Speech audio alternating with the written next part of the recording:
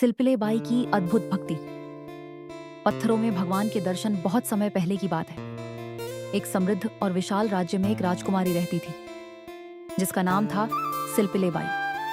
वह राजमहल में पली बड़ी थी, लेकिन उसका हृदय राजसी सुख सुविधाओं में नहीं बल्कि भगवान की भक्ति में बसता था। सोने के आभूषण, कीमती वस्त्र और महल का वैभव उसे कभी आकर्षित नहीं कर पाए। उसकी सबसे बड़ी खुशी थी भगवान का नाम लेना। कहा जाता है कि बचपन से ही उसकी आंखों में एक अलग ही चमक थी। जब दूसरी राजकुमारियां खेलती थीं, तब सिलसिले बाई मंदिर में बैठकर भजन गुनगुनाती थी। एक दिन राज्य में एक महान संत आए। संत के पास एक छोटी सी पोटली थी। उस पोटली में उनके आराध्य ठाकुर जी विराजमान थे। संत सुबह उठते ही ठाकुर जी को स्नान कराते, सुंदर वस्त्र पहनाते, प्रेम से भोग लगाते और फिर स्वयं भोजन करते। एक दिन सिलसिले बाई अपनी सहेली के साथ संत के दर्शन करने पहुंची। उन्होंने देखा कि संत ठाकुर जी की सेवा ऐसे कर रहे हैं जैसे कोई माँ अपने छोटे बच्चे की सेवा करती। यह देखकर राजकुमारी के मन में जिज्ञासा जागी। उन्होंने विनम्रता से पूछा, महाराज, क्या भगवान सचमुच अपने भक्तों की बातें सुनते हैं? संत मुस्कुराए और बोले, बेटी, भगवान शक्ति से नहीं, प्रेम से बनते। जो उन्हें सच्चे मन से पुकारता है, भगवान उसके एक आंसू की पुकार भी सुन लेते हैं। ये शब्द सुनते ही सिलसिले बाई का हृदय भाव विभोर हो गया। उन्होंने हाथ जोड़कर कहा, महाराज, मुझे भी भगवान की सेवा करनी है, मुझे भी अपने ठाकुर जी दे दीजिए। संत ने राजकुमारी की निर्मल भक्ति को पहचान लिया। उन्होंने पास पड़े दो छोटे गोल पत्थर उठाए और उसके हाथों में रखते हुए कहा, बेटी, इन्हें अपने ठाकुर जी मानकर सेवा करना। यदि प्रेम सच्चा होगा तो भगवान स्वयं इनमें प्रकट हो जाएंगे। दुनिया की नजर में वे सिर्फ दो साधारण पत्थर थे, लेकिन सिलसिले बाई की नजर में वे स्वयं भगवान श्री कृष्ण थे। उस दिन से उसकी जिंदगी बदल गई। वह सुबह सूर्योदय से पहले उठती, ठाकुर जी को स्नान कराती, अपने हाथों से उनके लिए छोटे छोटे वस्त्र बनाती, उन्हें भोग लगाती, घंटों उनसे बातें करती, कभी अपनी खुशियां सुनाती, कभी अपने मन की बात। रात को भी उन्हें सुलाकर ही स्वयं सोती। धीरे धीरे उसका प्रेम इतना गहरा हो गया कि उसे हर फूल में, हर हवा के झोंके में और हर जीव में भगवान के दर्शन होने लगे। समय बीतता गया। राजकुमारी युवावस्था में पहुंची और उसका विवाह पड़ोसी राज्य के राजकुमार से तय हो गया। विदाई का दिन आया। पूरा राजमहल रो रहा था। माता पिता की आंखों से आंसू बह रहे थे, लेकिन सिलसिले बाई की चिंता किसी और बात की थी। उसने अपने प्रिय ठाकुर जी को एक सुंदर डिब्बे में रखा और अपने हृदय से लगाकर विदा हुई। ससुराल पहुंचने के बाद भी उसकी भक्ति में कोई कमी नहीं आई।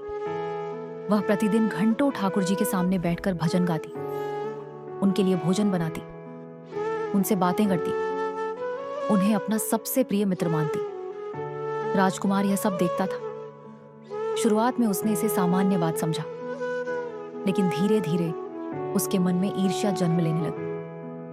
उसे लगने लगा कि उसकी पत्नी उससे अधिक उस डिब्बे को महत्व देती। एक दिन उसने पूछा, आखिर इस डिब्बे में ऐसा क्या है? सिलसिले बाई मुस्कुराई, मेरे ठाकुर जी हैं। राजकुमार ने उत्सुकता से डिब्बा खोला।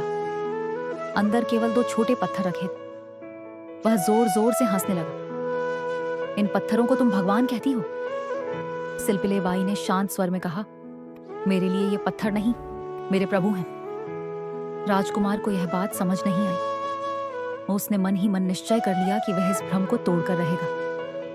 एक रात जब पूरा महल गहरी नींद में सो रहा था, राजकुमार चुपके से सिलसिले बाई के कक्ष में पहुंचा। उसने ठाकुर जी वाला डिब्बा उठाया, महल से दूर बहती नदी के किनारे गया और बिना एक पल सोचे डिब्बे को नदी में फेंक दिया। छपाक, डिब्बा गहरे पानी में डूब गया। राजकुमार वापस लौट आया। अगली सुबह जब सिलसिले बाई पूजा करने पहुंची तो उनका हृदय धड़क उठा। डिब्बा वहां नहीं था। उन्होंने पूरा कक्ष खोजा, फिर पूरा महल, हर कोना, हर कमरा, लेकिन ठाकुर जी नहीं मिले। जब उन्हें सच्चाई पता चली कि राजकुमार ने डिब्बा नदी में फेंक दिया है, तो उनका हृदय जैसे टूट गया। वे फूट फूट कर रो पड़ी। आंसुओं से भीगी आंखों से बोली, आपने मेरे ठाकुर जी नहीं छीने, आपने मेरे प्राण छीन लिए हैं। उस दिन से उन्होंने अन्न और जल का त्याग कर दिया। दिन बीतने लगे, वे केवल भगवान का नाम जपती रहती। महल के लोग उन्हें समझाते, रानी समझाती, राजा समझाता, लेकिन उनका एक ही उत्तर होता, जब तक मेरे ठाकुर जी वापस नहीं आएंगे मैं कुछ नहीं खाऊंगी। 1 दिन, 2 दिन, 3 दिन, दिन गुजरते गए। उनका शरीर कमजोर होता गया, चेहरा पीला पड़ गया, लेकिन उनकी भक्ति अडिग रही। 7 दिन बीत गए। 8वें दिन सुबह सुबह वे लड़खड़ाते कदमों से नदी किनारे पहुंची। उनकी आंखें सूज चुकी थी, शरीर में शक्ति नहीं बची थी, लेकिन हृदय में विश्वास अब भी जीवित था। वे नदी के सामने खड़ी हुई, दोनों हाथ जोड़कर रो पड़ी। हे प्रभु, मैंने आपको कभी पत्थर नहीं माना। मैंने आपको अपना मित्र, अपना सहारा, अपना सब कुछ माना है। यदि मेरे प्रेम में जरा सी भी सच्चाई है तो आज मुझे छोड़िए मत। इतना कहकर वे भूमि पर बैठ गई। उनकी आंखों से आंसू लगातार बह रहे थे। ऐसा लग रहा था मानो पूरा आकाश उनके साथ रो रहा हो। अचानक नदी की उफनती लहरें शांत होने लगी। हवा थम गई, चारों ओर दिव्य प्रकाश फैल गया। वहां उपस्थित लोग आश्चर्य से देखने लगे। तभी नदी के बीचों बीच एक तेज चमक दिखाई दी। वह प्रकाश धीरे धीरे सिलपिले बाई की ओर बढ़ने लगा। सबकी सांसें थम गईं। कुछ ही क्षणों बाद नदी की लहरों पर तैरता हुआ वही डिब्बा उनके चरणों तक आ पहुंचा। सिलपिले बाई स्तब्ध रह गई। उनके हाथ कांप रहे। उन्होंने धीरे से डिब्बा उठाया, डिब्बा खोला, और जैसे ही अंदर देखा, उनकी आंखों से आंसुओं की धारा बह निकली। उनके प्रिय ठाकुर जी सुरक्षित विराजमान थे। एक खरोंच तक नहीं आई थी। सिलपिले बाई रोते हुए बोली, प्रभु, आपने मेरी लाज रख ली। मैं जानती थी कि आप मुझे कभी अकेला नहीं छोड़ेंगे। उसी समय राजकुमार भी वहां पहुंच गया। उसने अपनी आंखों से यह अद्भुत चमत्कार देखा। उसका अहंकार चूर चूर हो गया।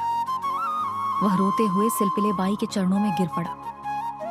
मुझे क्षमा कर दो, मैं तुम्हारी भक्ति को समझ नहीं पाया। सिलपिले बाई ने उसे उठाया और कहा, यह मेरी नहीं, मेरे प्रभु के प्रेम की शक्ति है। उस दिन के बाद राजकुमार भी भगवान का भक्त बन गया। पूरा राज्य सिलपिले बाई की भक्ति की चर्चा करने लगा। लोग समझ गए कि भगवान सोने चांदी के मंदिरों में नहीं, बल्कि सच्चे प्रेम से भरे हृदय में निवास करते हैं। कथा की सीख भगवान को पाने के लिए धन, वैभव या बड़े बड़े यज्ञों की आवश्यकता नहीं होती। यदि हृदय में निष्कपट प्रेम, अटूट विश्वास और सच्ची भक्ति हो तो भगवान साधारण पत्थर में भी अपने दर्शन दे सकते हैं। जिस भक्ति में स्वार्थ नहीं होता, वहां स्वयं भगवान अपने भक्त की लाज रखने चले आते हैं। जय श्री कृष्ण। राधे राधे।